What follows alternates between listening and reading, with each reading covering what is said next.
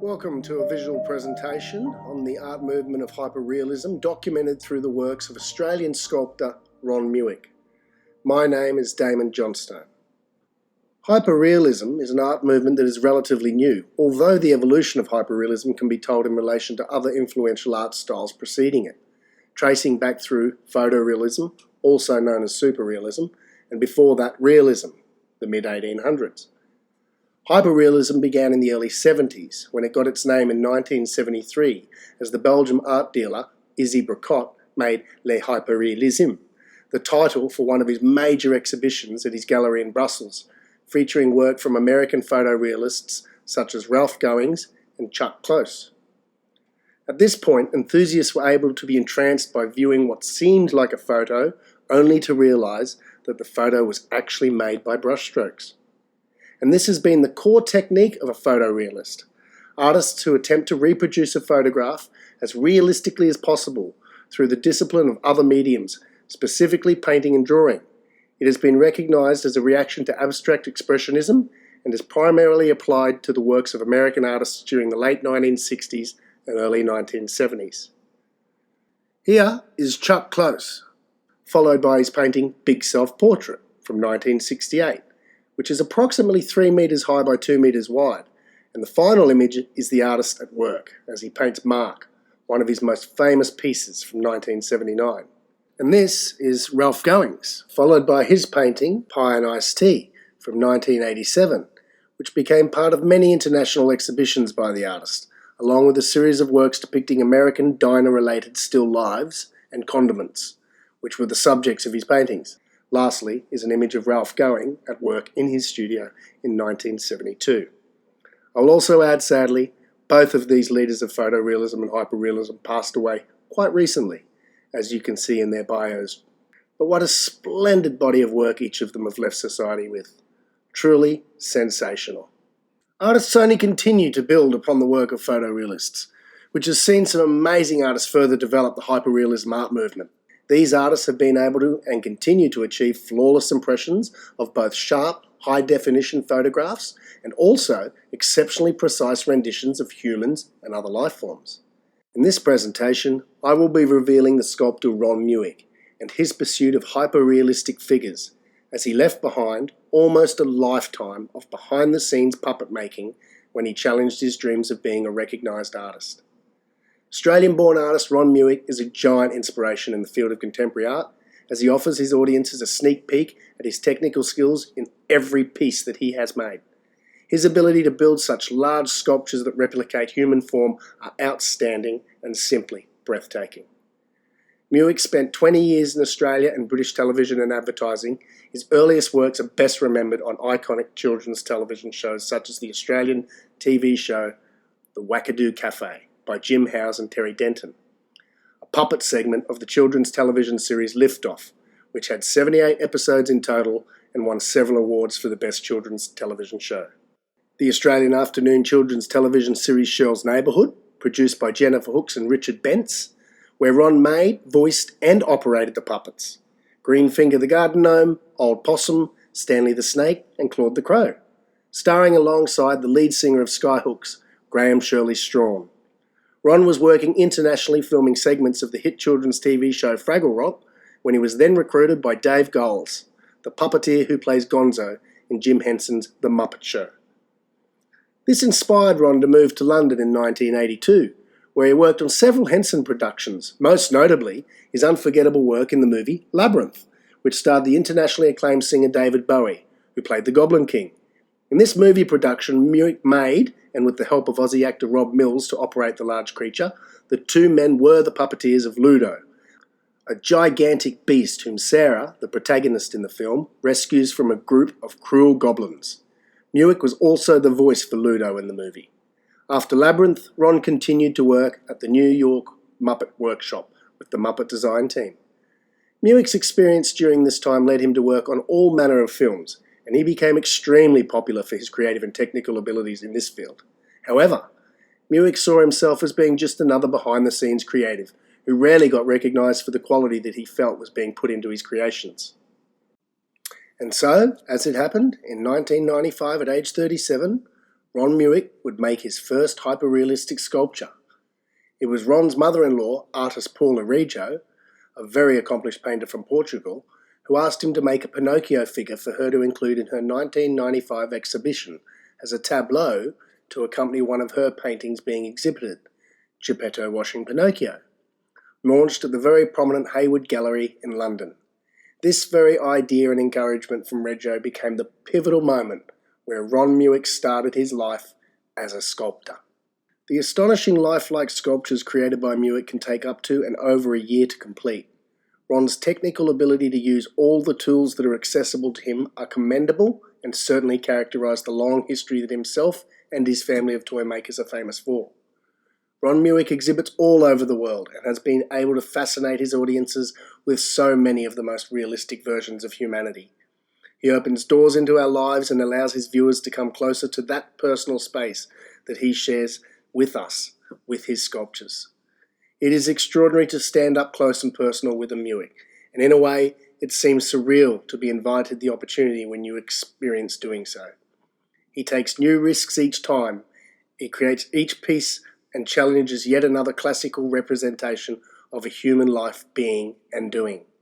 The way he captures the emotion of his characters in this moment caught in time that he has created is outstanding, and so much about the scale that he chooses to represent each piece in complements the very essence of the story he delivers for each and every artwork. Some of Ron's sculptures are much smaller than human form or scale, whilst others are truly larger than life and can be up to or even over 20 times the size of most human beings. It sure does seem like Mueck will never stop at playing the game of scale to fire up the human imagination.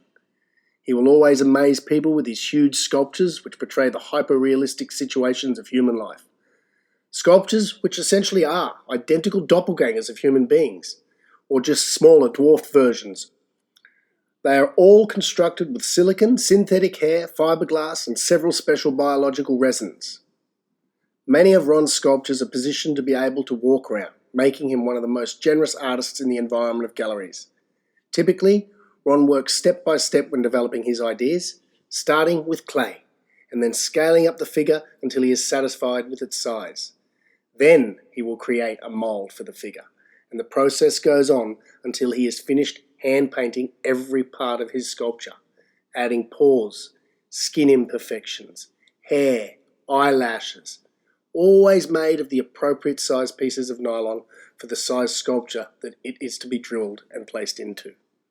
Clothing for Ron's sculptures are not easily sourced. Unlike his predecessors such as Dwayne Hansen or John D'Andrea, clothing and accessories are made specifically for Mueck's sculptures, from the extremely small to the extremely large. Even the fabrics used are often disguised as being something else, such as denim being made from chambray. Rarely life-sized, they are typically realised at either vast or reduced scales, and caught in moments that are both everyday and simply puzzling.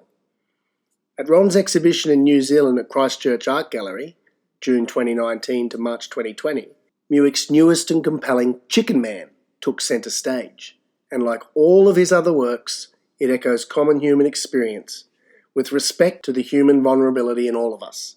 It reveals the potential weight of memory and loss and ageing.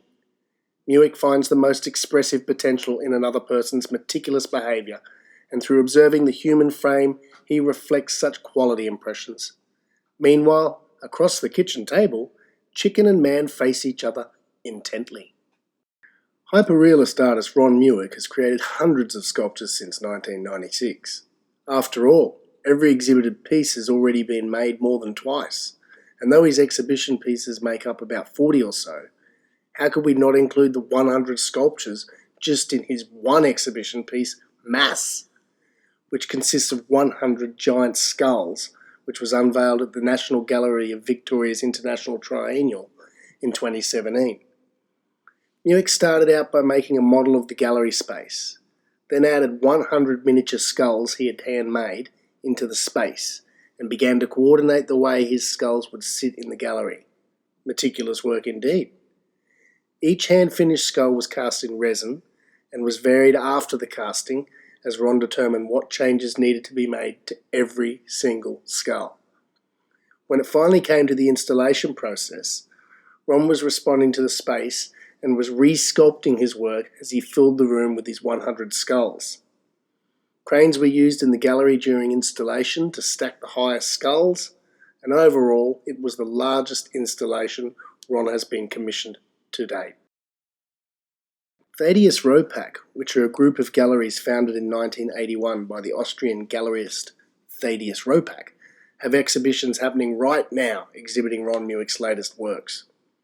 It is an exhibition revealing 25 years of sculpture from 1996 to 2021. Mueck has 2 new pieces being introduced to the exhibitions being hosted at each of the galleries showing his work. So here's a little look at the latest works by the Australian master himself, Ron Mueck.